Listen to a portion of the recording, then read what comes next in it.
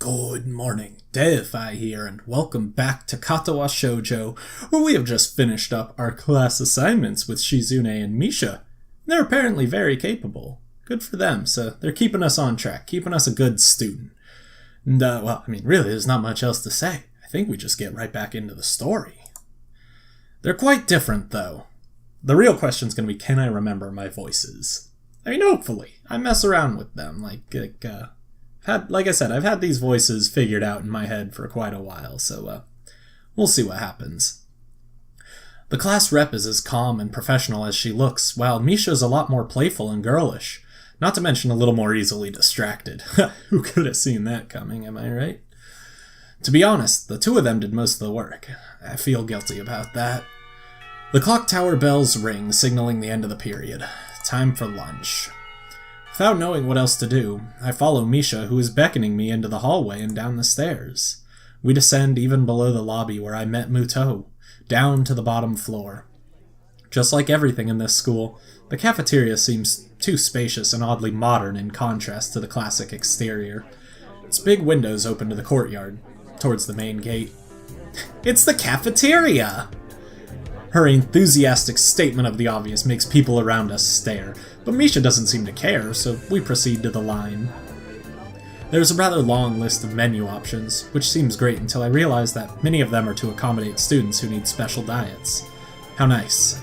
It almost feels like I'm back at the hospital, eating portions measured with scientific precision to meet the needs of the patients. I pick something at random and follow Shizune to a table, sitting opposite of her. As I nibble indifferently at the food I'd rather not eat, Misha pokes me in the side to get my attention and points to Shizune. I don't understand signs, so the point escapes me. Maybe looking at a person who talks to you is proper and polite? Do you want to know something? What? About anything. We're your guides. You should ask if there is something. I wonder. Alright, we gotta make sure we save here. Save. I believe we can overwrite this one because it was not at a decision. So let's just do that. I mean, we're gonna move forward. We just need to have all these laid out. Can't really ask about Shizune's deafness, right?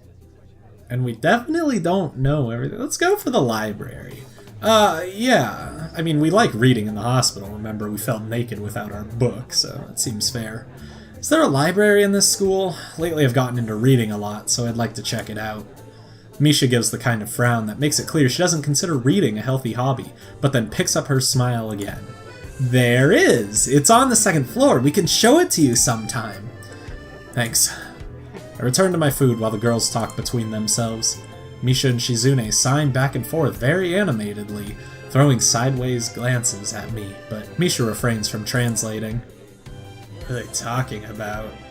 Maybe they're talking about secret girl stuff or something. Yeah. I quickly notice a conversation, and sign is not enough to fill a silence. We arrive in the classroom early, but we're not the first. The dark-haired girl I noticed before is slumped over her desk, at the last row. Thump, I guess. She jumps a little when Misha crashes into the room with the elegance of a rhino. She shrinks deeper into her seat. I can feel her tension all the way from here, as if she were slowly turning into stone just from our presence. Misha and Shizune either don't notice or don't mind it, as they walk directly past her to their seats and begin to converse. Slides away. I'm left wondering about her, even when the classroom slowly fills with other students, and finally, the teacher. Getting into the rhythm of school feels strange. It's as if my brain remembers how this is done, but my body doesn't. Towards the end of class, I start yawning and counting the minutes left. I shouldn't be this tired on my first day of school. On the contrary, I'd say that's when I'm most tired. You just had the best summer vacation ever, and then I guess for him it wasn't the best summer vacation ever, but then you finally need to wake up early again? Ugh. No, it gets easier as time goes on. First day, I'm clocked out. Maybe it's the long time spent in the hospital that made me like this. I'm even feeling physically weak and lifeless. Before long, the final bell rings. School is finally over for the day. Beside me, Misha and Shizune are having a short conversation. After a bit of deliberation, Misha turns to me. Unfortunately, we can't stay and show you around today, Hee-chan. We've got to hurry already, since there's a lot of work for us to do. You'll find your way around here, I'm sure of it. Wait, the teacher said I'd have to see the nurse. Where do I have to go? Oh, is that so? We can at least show you that much. Come on, the nurses have their own building, so we have to go outside. Oh, outside, that's dangerous. I don't want to go outside. I prefer my life inside. We join the flow of students making their way down the stairwell and outside, with the girls pointing out other senior classrooms in the same hallway as ours. When we get outside, the girls make their way to the smaller building right next to the school. It's built in the same style, so it looks like it's actually a part of the main building. Let's try reading English here, it would help. This is the auxiliary building here. There's a lot of official and important stuff inside, like the Yamaku Foundation office and all the nurses' offices. They even have a swimming pool! How is that official? Don't be silly, Hee-chan, it's for physical therapy, of course. Anyway, all the nursing staff facilities are in there too. The head nurse's office is on the first floor. You'll be fine from here, right? We'll be going then. See you tomorrow. Yeah, thanks. Bye. A whole building for stuff that has nothing to do with the actual education? I guess it's necessary for a place like this. I walk in, hoping that this will really be only a quick visit, like the teacher said. On a white door on the left is a green cross with the text, Head Nurse, and a nameplate. Well, I'm no expert, but that seems like a pretty good place to try out. A voice from the inside responds to my knock almost immediately, but I can't quite make it out. It sounded a bit like an invitation to open the door, so I invite myself further in.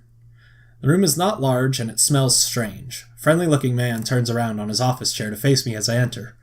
Okay, now I need to remember who the nurse is. Did the nurse have a voice already?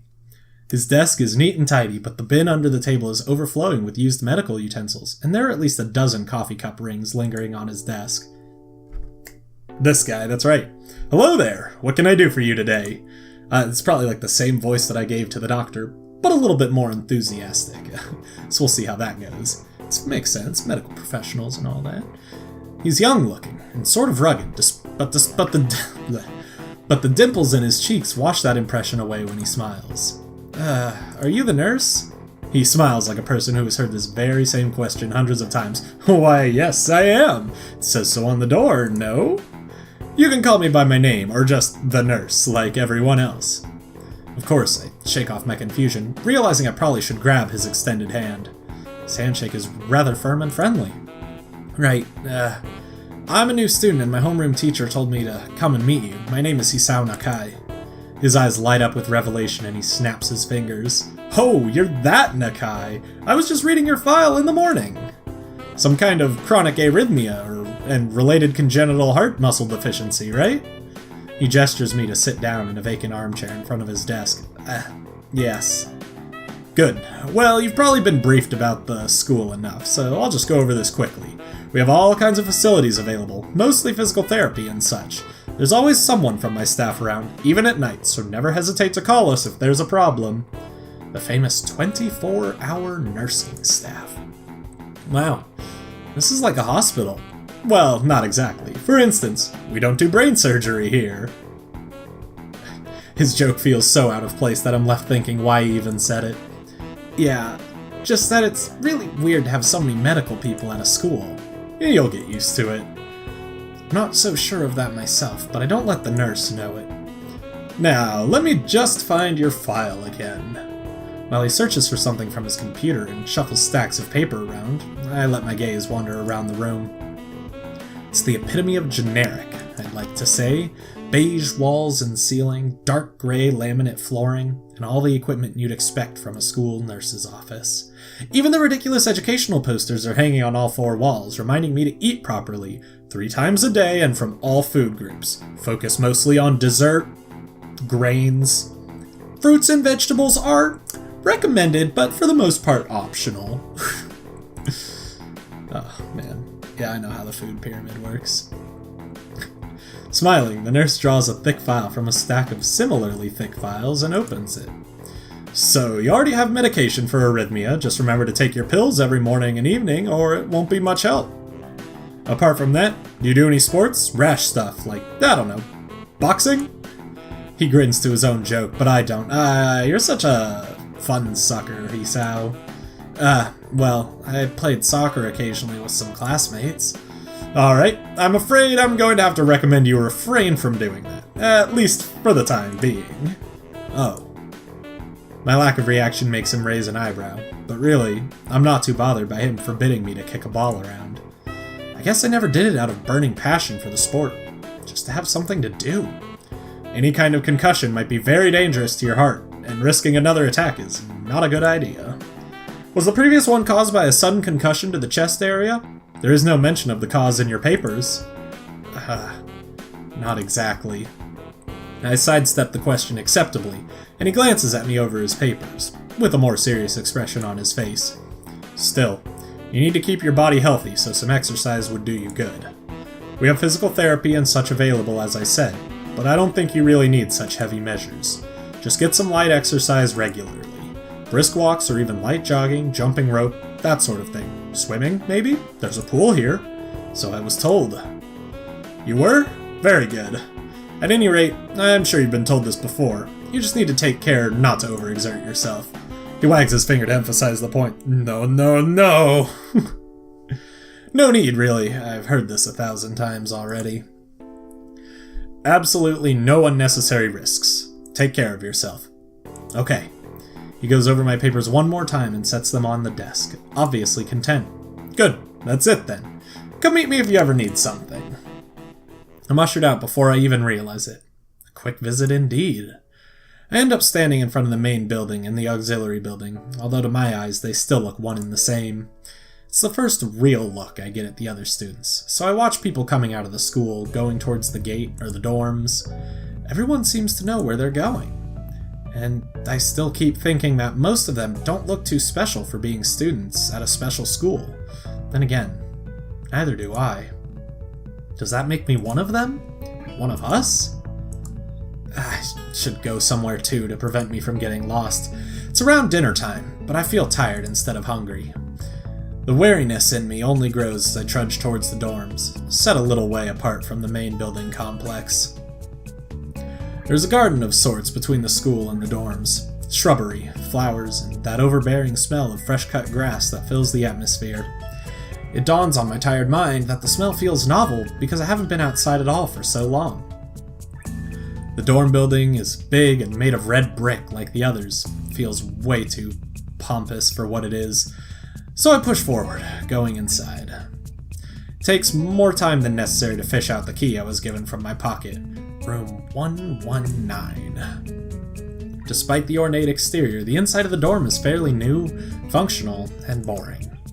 Just like in the main building, the halls and doors are wide to accommodate wheelchairs. The same goes for the elevators at the end of the hallways. I poke my head around the corner of the common room door. Inside, a few students are watching the television. One nods and gives a quick hello before turning back to the TV. Seems that only girls around here are sociable. I suppose that's perfectly fine with me. Oh, if only that were true, because I feel like we're meeting the one character who I cannot stand in this game. Climb the stairs towards the upper floor. Here, small corridors branch off from the main hallway. Each of these minor halls seems to have a toilet and shower, as well as 4 rooms. About halfway down the hall, I spy room 119. The nameplates on the rooms adjacent to mine are blank. Guess there are just 2 of us here. Light shines from below the door of room 117, so I knock lightly. Big mistake, bucko. Hello? Is anyone home? From inside I hear a few movements, then the clicking of way more locks than I thought these doors had. After a moment, the door squeaks open. Oh, God. I could have gone my whole life without seeing this face again.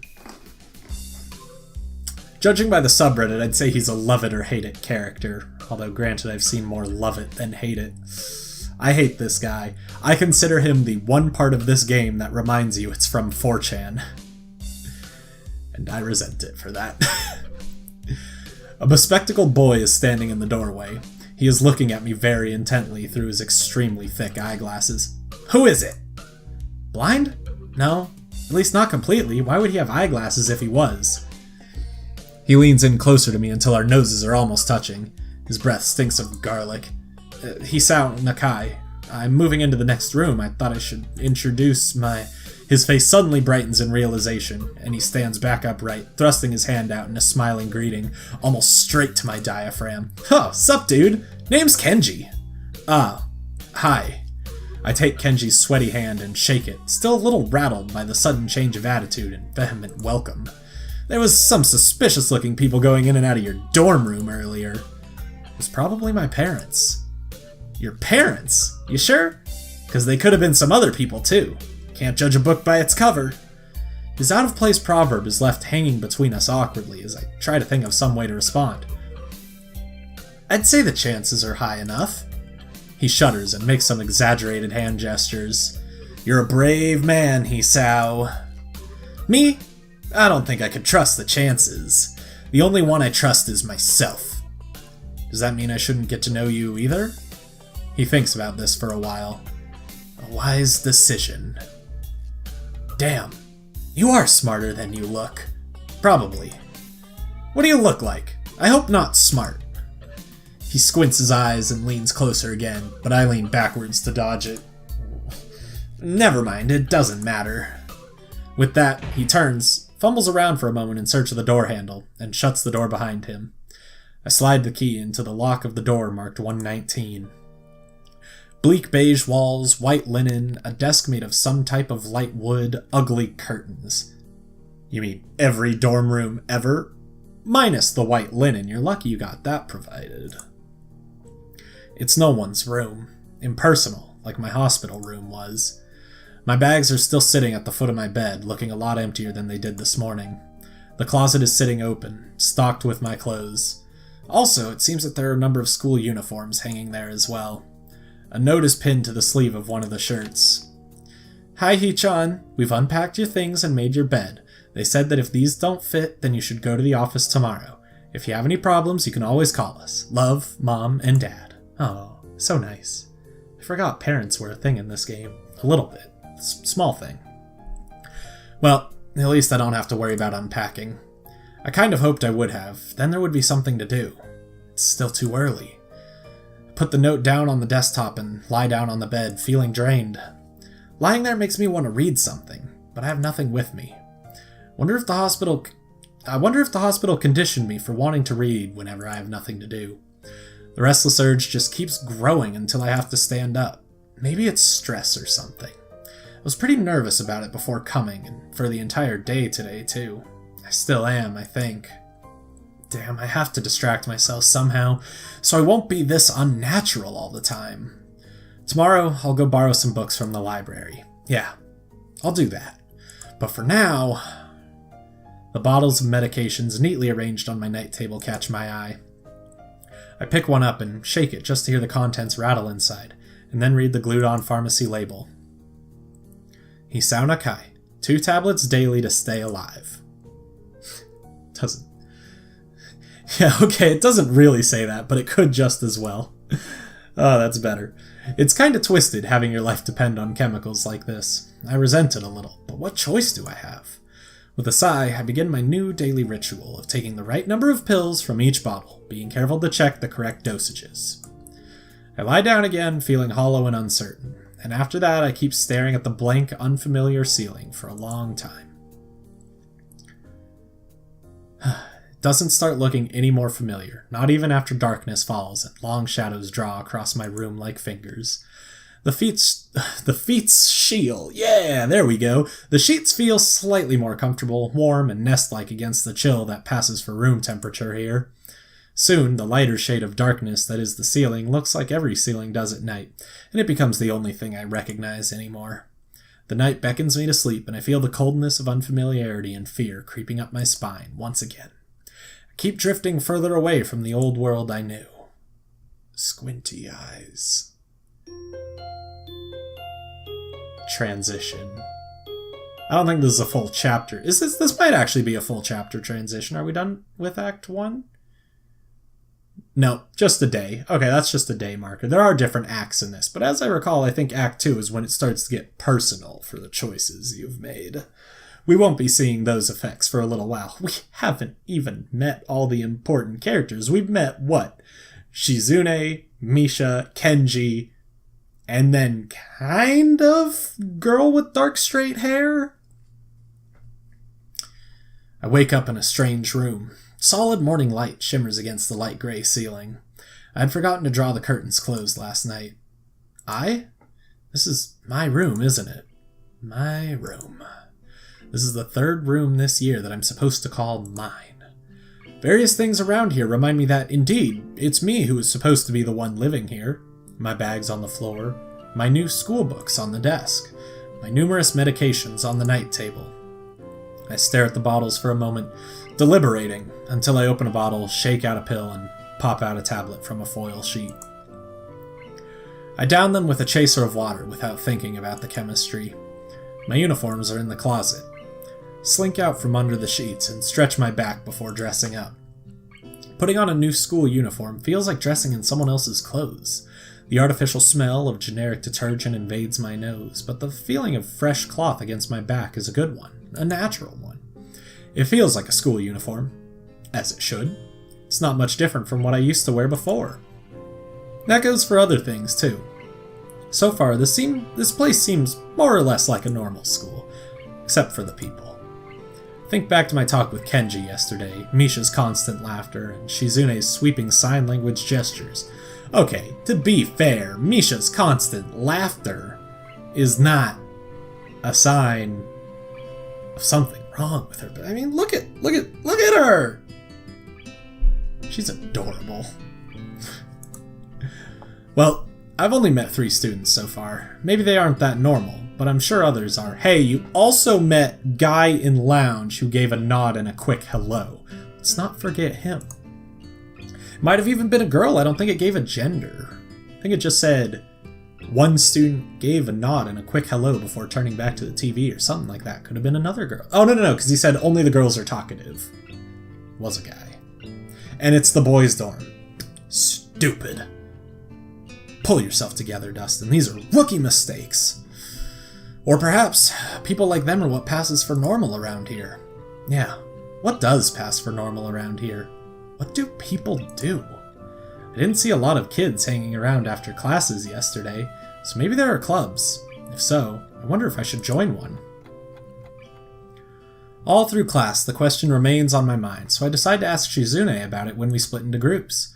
After all, she did say if I had anything I wanted to know, I should ask her. Well, it was not going well. She crosses her arms and shifts her gaze slowly to Misha, who looks more preoccupied with trying to grind the eraser of her pencil down so that the top is perfectly and evenly flat. The number of times I did that in school. Sorry, Shi-chan. Is there something you wanted from me? Oh, I see. That's a good question, Hee-chan. My first thought is that she doesn't know, which is worrying. Maybe I'm being too negative. Well, anyway, Misha, please don't prove me right. Oh, that's right. Everyone is encouraged to join a club. A lot of people do so because there isn't really anything else to do. There are also school events, like the festival coming up in a few days. Almost every student in the school tends to help out with it, doing whatever. So, you actually transferred in at a busy time. Maybe you can help out too. Sure. What's the festival about? Misha freezes. I don't know, Hee-chan. The truth is, it's a local event, and I'm not from this area, so... She starts signing desperately to Shizune, asking her to bail her out. Shizune adjusts her glasses at the end of an oddly grandiose flourish and starts signing hard and heavy. Huh? Oh. Who cares? Misha puffs out her chest as she shouts Shizune's words out at me with a disproportionate amount of pride. Too loud. I can see heads turning to look in our direction. Not so loud. Human beings evolve with each new generation. The ideals and beliefs behind a festival will inevitably change with time. Whoa, I clicked off the screen. Whoa, what happened? Now it's about delicious fried food and amusing little games that you play to win prizes. The teacher clears his throat very loudly, batting his long wooden pointer against the other palm like a baton. This is a pointer. That's a palm. He shoots a pointed gaze at us. Finally noticing where we are, Misha stifles a yelp and quickly quiets down. Shizune doesn't seem embarrassed at all, though, brushing it off without a care. We're in the middle of a class, and should start working. That's right, Shi-chan! What? That's right! Hee-chan, are you asking because you're interested in joining a club? This face, though. Shizune's face here. Oh, man. That face is like reaction image gold. I love that one. It could have been my eyes playing tricks on me, but I think I saw a suspicious glance exchanged between them. Misha's tone has also changed, although it does that every other word anyway.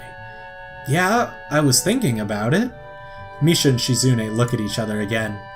I'm about to ask what they have in mind when something dark flutters in my peripheral vision, catching my attention. Out of the corner of my eye, I see the girl with long dark hair get up from her desk and slip silently towards the door. It doesn't seem like she was working in any group, and no one seems to notice her but me. I glance at the teacher, who's also looking at the dark-haired girl, go, why doesn't he say anything? Hee-chan, is something wrong? Do I look as uneasy as I feel? Or was Misha just looking at me, looking after the girl who left? No, nothing. Okay, well, like we were asking, you don't have any plans for lunch today, do you? I thought I would go to the library and pick up some books. Not really. Do you want to have lunch together, then? Sure. Yay! Okay, Hee-chan, perfect. The rest of class passes uneventfully. The girl with the long hair never came back. Before I have the time to put any more thought into where she could have gone, the teacher informs us that it's time to stop working. Shizune looks more than a little annoyed that we only just barely managed to finish all our work on time. I'm just glad we finished it at all. It's not a contest or anything. Yes, it is, Hee-chan. Impossible. Really? Really. I've noticed this before, but it's kind of funny how Misha is always moving her hands and signing not only everything she says, but what anyone else is saying at any given time. Obviously, it must be so Shizune can understand it. Her eyes dart back and forth between Misha's hands and me. I don't know who I'm supposed to be looking at. I'm talking to Misha, but that might be wrong. Maybe I should face Shizune? I'm used to looking in the direction of the person whose voice I'm hearing, but really? Shizune can't hear me, but it would be disrespectful to talk to her only through Misha. Then again, isn't that what she's doing? No, she's at least looking at me. This is all very confusing and will take some time to get used to. It's not a contest, because contests are... Oh, sorry, this is a loud, not monologue. It's not a contest, because contests are competitions over a prize. If there's no prize on the line, it's not really a contest. Shizune's eyes flash dangerously with a competitive glare. She stares at me, as if surprised that I'm challenging her. I think maybe this is a contest to her. I never noticed before how dark and blue her eyes are. It's truly an alluring gaze. Are you sure, Hee-chan? Very sure. You're wrong, Hee-chan, because I don't want to be the slowest one in the class. Therefore, what's on the line is my confidence in my abilities, and the prize is the satisfaction of proving them. Oh gosh, I love that laugh so much. Can't remember.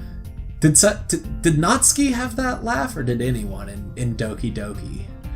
I don't remember. Sayori had the eh, but I don't know if anyone had the wahaha, which is really, really fun too. If anyone did, it was Natsuki, that's for sure. Shizune pushes her glasses up the bridge of her nose in a very matter-of-fact way. I'd argue more, but the bell rings, and she quickly gets up and picks up her bag, looking at me expectantly. I'd almost forgotten that I was supposed to have lunch with them. Where do you want to eat? The cafeteria? That's so plain! Okay, let's go. Plain? Well, I guess. At my old school, I liked to eat outside near the back of the building. It was a good spot, but I didn't find it until near the end of my freshman year. Wonder if there's a similar place to eat here. Misha seems to imply as much. Oh man, I thought that was where we met another student, but apparently not. Apparently not. We are still just dealing with Shizune and Misha for the most part. But I'd say this is a pretty good place to end it, because sometimes these scenes are very long and we just hit a nice little fade to black transition, which it pretty much tells me, it's not a full scene, but it's a good enough scene. So I'm going to leave this episode here. I'm supposed to remind you to like, comment, and subscribe if you enjoyed the video. Until next time on Katawa Shoujo, goodbye.